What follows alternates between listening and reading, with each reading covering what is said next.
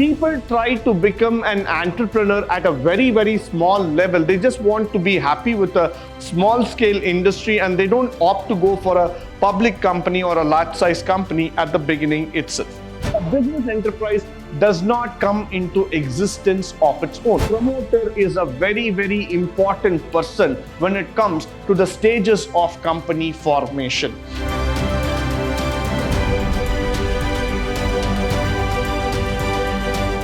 Good morning and welcome to the first session of Unit 2, where we are going to talk about the stages of company formation. It's a very interesting topic where we are going to talk about what are the stages involved in terms of forming a company. Normally, for any entrepreneur today, he would be interested to know how I need to form a company and how I need to take it forward. So this is the session where we are going to discuss about the stages of formation of a company. Moving forward, let me just introduce this topic to you by saying on this part, the formation of a company is a very broad concept. Definitely yes. Why? Because today, if I have to come and tell you that I want to start a company, it might be a small company, a large company, a public, a private, whatever kind of company I want to start, there is a lot of legal formalities that are involved. So that makes the process even more tired altogether, the process even more complicated altogether. So that is why sometimes what happens in India is that people try to become an entrepreneur at a very small level. They just want to be happy with a small scale industry and they don't opt to go for a public company or a large size company at the beginning itself. The reason is that if you look into the documentation, if you look into the stages, the process that are involved, that is too cumbersome in nature. But nevertheless, you cannot stop anybody from growing. You cannot stop any organization from becoming something great. So that is where what happens here is that the formation of company becomes a very important topic as we are talking about the Companies Act of 2013. Now, what are we trying to do here? The stages are something like this. The stage is first starting with the promotion stage of the company. We will talk about it in detail.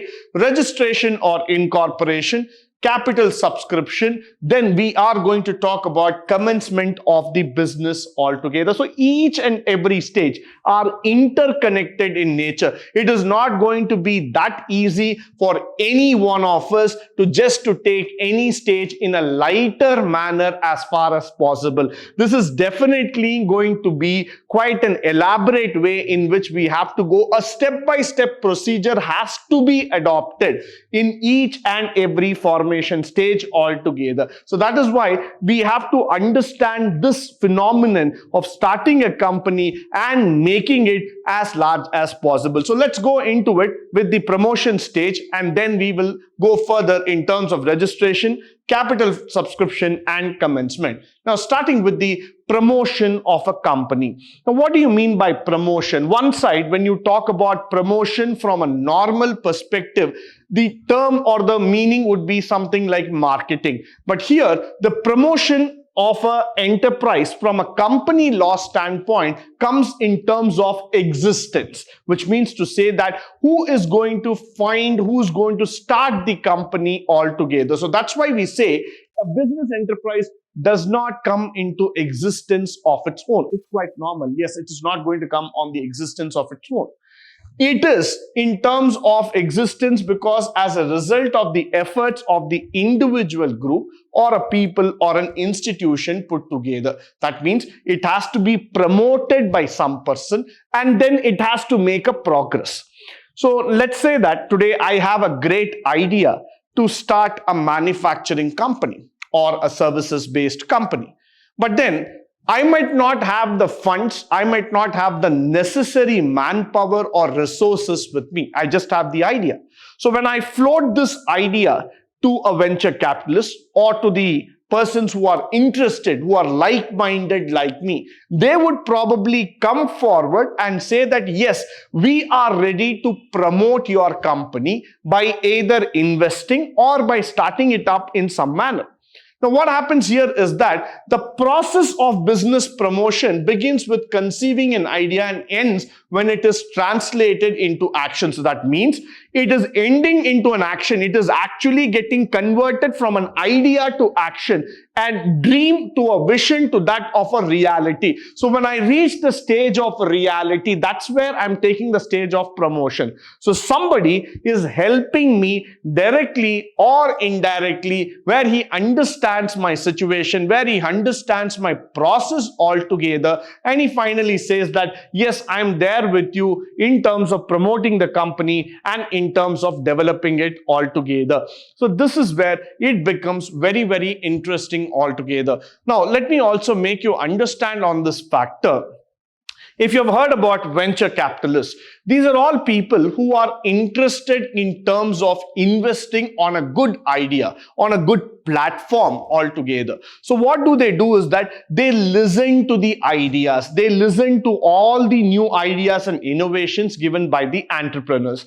Most of the entrepreneurs who come there might not have the money power, the capital power, or the labor power, or it might be in terms of the resource facilities, technology altogether. So what do is that they go to this venture capitalist and they tell them their idea. Now, if their idea is selected, the venture capitalist would become the promoter of the company. Why? Because he will start investing funds. He will start helping him in setting up the business. He might also come forward to become one of the directors and establish all the basic facilities that are needed for the business. So in this process, in this method, what I am trying to say here is that the conversion of idea into action matters a lot for all of us, because without that, we will not be able to create a company. We will not be able to promote ourselves as a business or as an enterprise. Now, moving forward, let's try to know who is a promoter.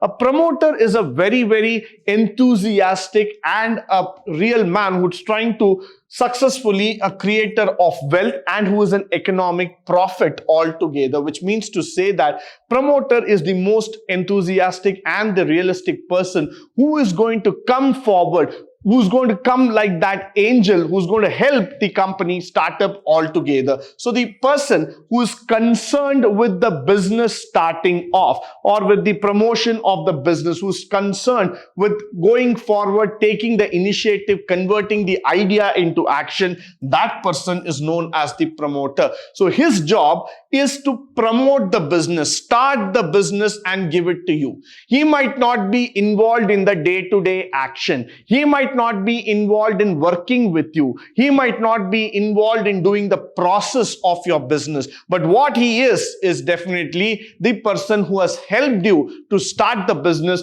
to take the business the first step. So he is the person who's going to come forward, understand your idea, convert your idea into action. He might be a person who will also come in form as a venture capitalist or as a person who's coming from any other area or the spheres of experience, and he will definitely help you to make the enterprise come into existence. So definitely promoter is a very, very important person when it comes to the stages of company formation.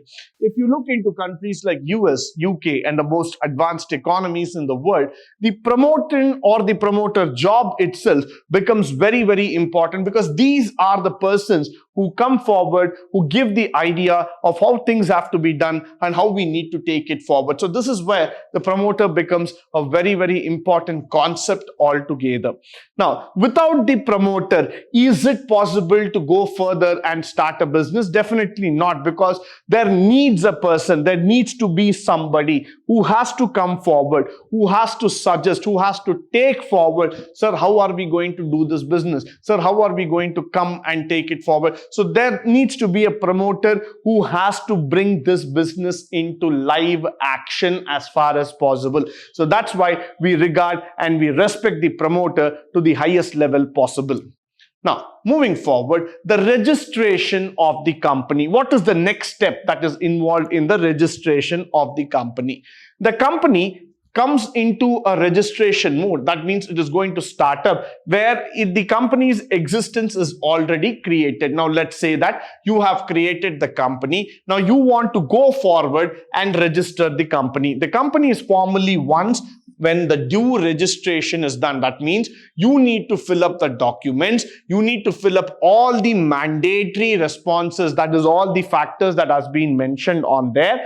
Go to the registrar of companies. These days it is easily available through online where you can fill up the form and you can say that these are the checkpoints that are available in terms of registration of the company. So once all the factors are mentioned here are registered, are taken into account altogether, then what we do here is that the registration process is completed. So registration forms the next step where you are making a company which has come into existence, or the idea which has been transferred into action, into a formal process where you name the company with the factors saying that yes, I am registered under the Companies Act of 2013 and these are the formalities which I have completed. So you give a name, you give an address, you give all the formalities, you fill up the entire documentation process and you go forward and tell people that this is the formation, this is the level that is which involved in registration. Now, going forward, what is the procedure for registration? In order for the procedure for registration, what we do is that the important documents that are first needed is the Memorandum of Association, Articles of Association. Now, these two topics are very, very important for you in terms of understanding the basic level thought process itself. Now, why do I say so? Because without Memorandum of Association and without the formation of Articles of Association, the registration cannot be completed at all. So what is this Memorandum of Association?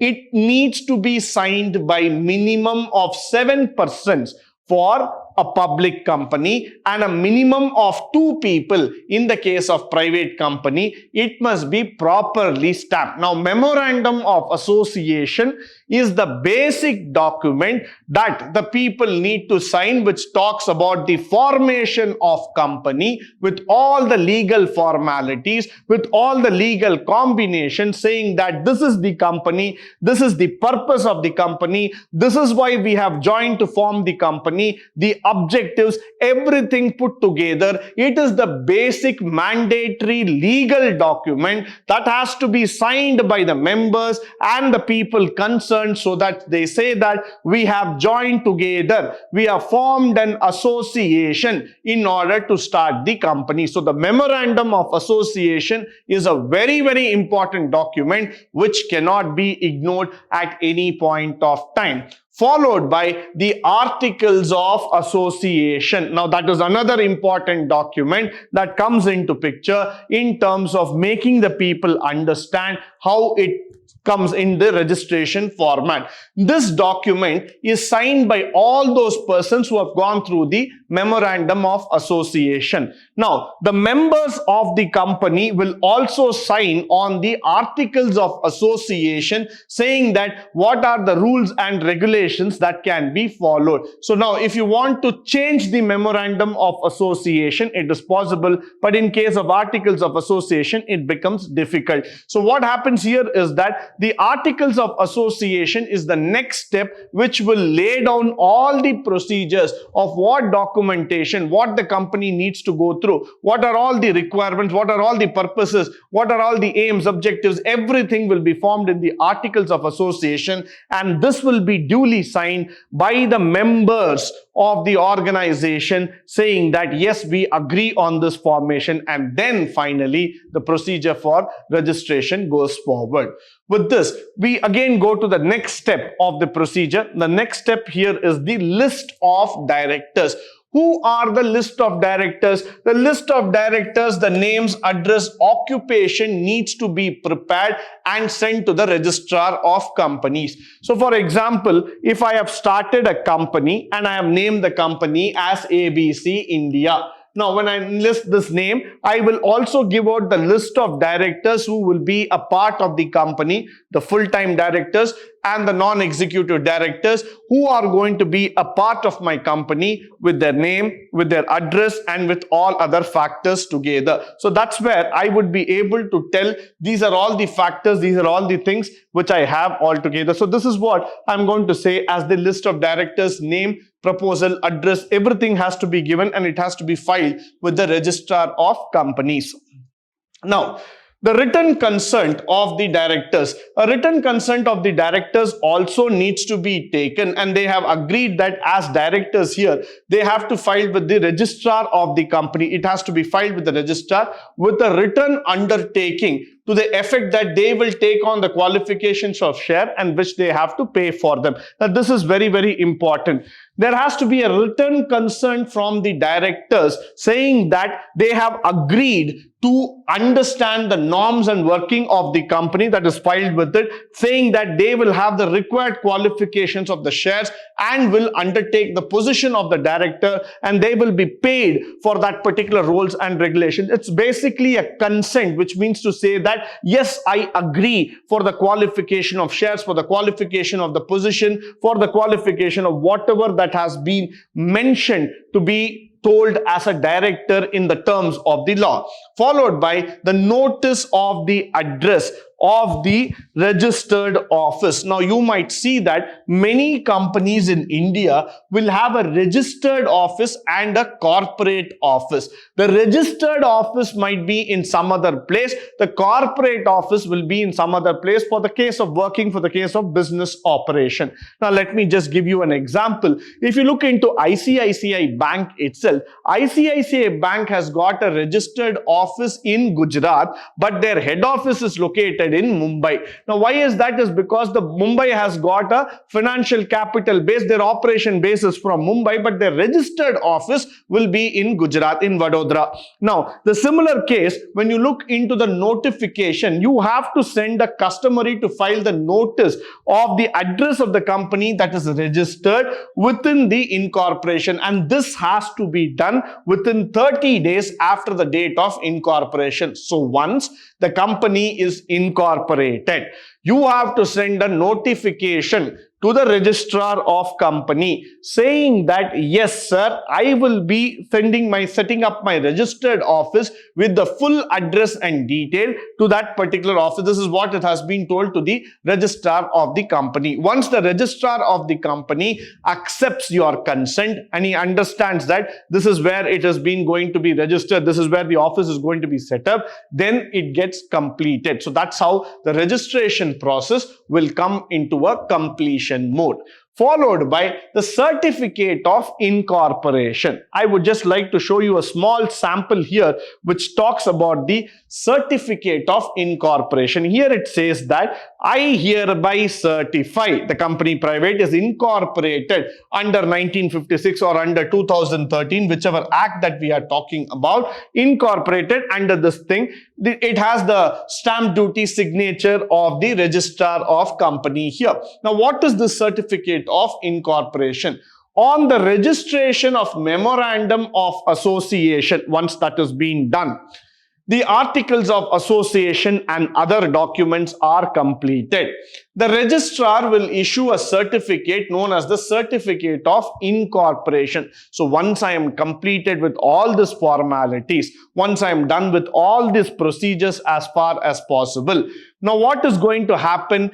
The registrar will issue a certificate of incorporation. He will say that, sir, this is the certificate. On this basis, you are going to be incorporated as a company, and the requirements of the Companies Act have to be compiled with them. So now what is going to happen is that once you are receiving the certificate of incorporation from the registrar of companies saying that you have compiled with all the factors, all the denominations all together, then we shall go further and we shall find out saying that this is what has been happened. This is what we will be able to incorporate as a company. But once you are incorporated, that means to say that you will be taking care of all that factors that has been told. You have to follow the rules and regulation. So now the certificate of incorporation matters a lot from a company standpoint, because without this certificate, you will not be able to go further and commence your business. So each and every stage in the formation of company is mandatory. So all these documents that you have to keep in your mind: the memorandum of association, the articles of association, you need to keep the other registered documents, your notification of registered address, everything is completed. Then the registrar will issue you the certificate of corporation, that is incorporation, followed by the certificate of commencement of business. Now you need to understand the minute difference here. Why I'm telling you is that as soon as a private company gets a certificate of incorporation, it can start the business immediately. But in the case of public limited company, they have to get one more certificate saying that commencement of business, which means to say that yes, you can start doing the business. So after getting that certificate only, a public company can start doing its business. So what happens here is that for a public company and private company, this is a very big difference. Now, what is the meaning of commencement? Which means officially you are getting the permission to do business under the act of the company law. So that is where you are giving an official permission, a go ahead in terms of starting up your business and doing it forward. After completing the sale of required number of shares, a certificate is sent to the registrar along with the letter from the bank stating that all the money is transferred. Now you have taken all the money and it has been transferred to the company's account. Yes, the sale of shares has also been completed. So once you get this, the registrar will then scrutinize all the documents. Once he is satisfied, he will issue a certificate saying that certificate of commencement of business is allowed and issued. Once this is issued, that is the conclusive evidence. So what I say, that is the final evidence, that is the final word that will come here saying that yes, you are ready to start the business. Now that certificate would look something like this. This is called certificate of commencement of business, which is a very, very important factor for a public limited company. Only after getting this certificate, they are eligible to start the business. Moving forward, with this, we come to the end of this session. I hope and believe that all the information that has been shared here is of high importance and resourcefulness to you. In the next session, we will be talking about the different factors of the company and how the company law is taking its shape in terms of building up the organization. Until then, stay tuned, stay blessed, and stay enlightened forever. Thank you once again for joining me on this wonderful session.